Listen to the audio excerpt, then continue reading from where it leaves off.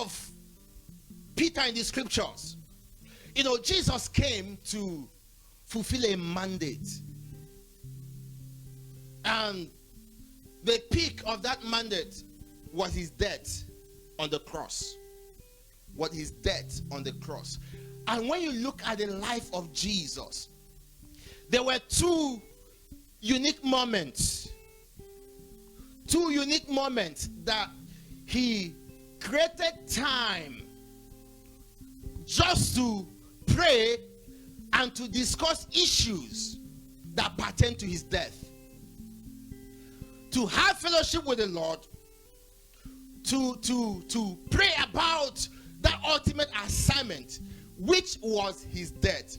But interestingly, the two places in the scriptures where these issues were discussed and where these issues were prayed about, one of the forefront disciples was asleep.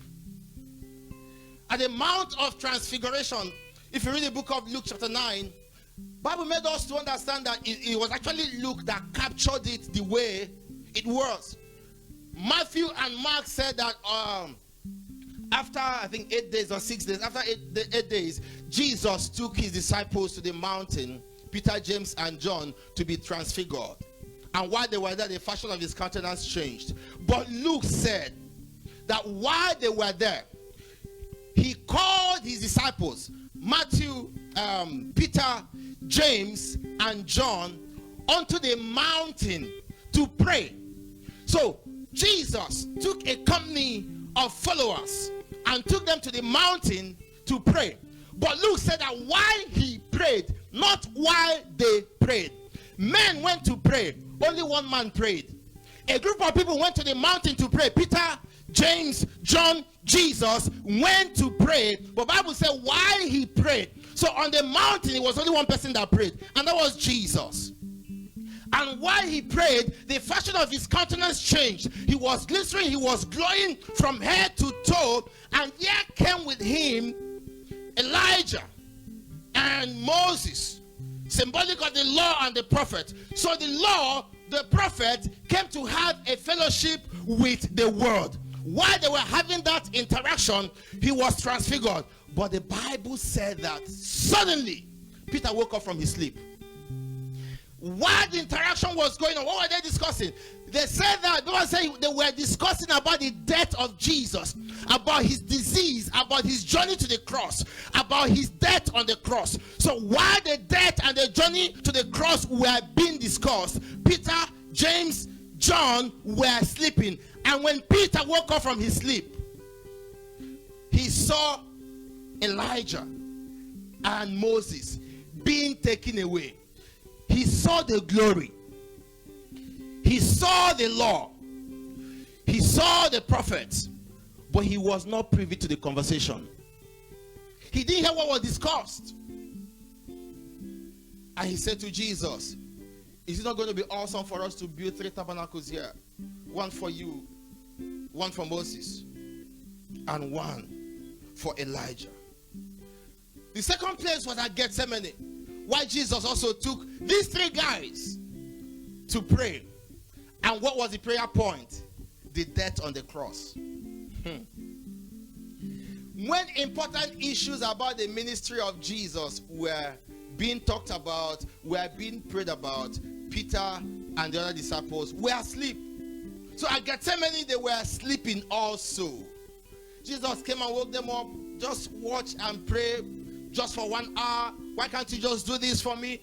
He came back and prayed, Lord, if it's possible for this cup to pass away, let this cup pass away, but not, Lord, not as I will, let your will be done, not mine. He came back, he found them sleeping. He went again, came back, he found them sleeping. And when he came back, he told them, don't worry, go, come, just get up, let's go. And when Jesus spoke to Peter about prayer, he said to him, pray that you will not enter into temptation. Pray that you will not fall into temptation. Remain awake. Be alert so that you don't fall into temptation. And Jesus, on the day he was being judged by men, the temptation came. And Bible said that while they were on that journey,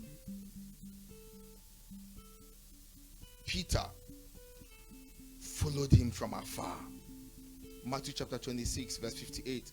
But Peter followed him afar off unto the high priest's palace, and went in and sat with his servants to see the end. Peter became an observer on the issues of the death of his master. He was following from afar, which means the gap between him and the master began to widen.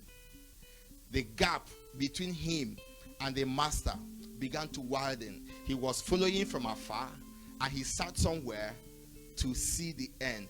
And where he was comfortably seated, a maid came to him and said to him, "Do you know this man?" He said, "No, I don't know him." If he had stopped at that, that would have been okay. Another maid came to him and said, "Do you know him?" After he changed his location, "Do you know him?" He began to take an oath.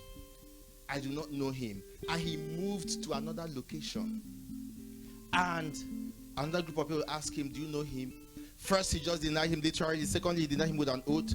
Thirdly, he denied him with cursing and swearing. "I do not know him."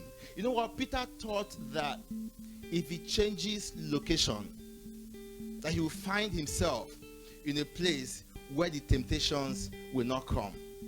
Brethren, changing physical location is not as important as remaining your place in the spirit.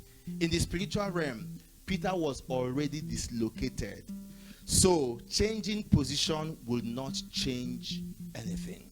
If we wander away from our place of fellowship, if we wander away from the place of prayer, from the place of communion, from the place of alertness, we give room for the devil to sow ideas into our hearts. We give room for the devil to really tempt, and if care is not taken, one will fall into those temptations. Jesus said to him, "Pray that you don't fall into those temptations."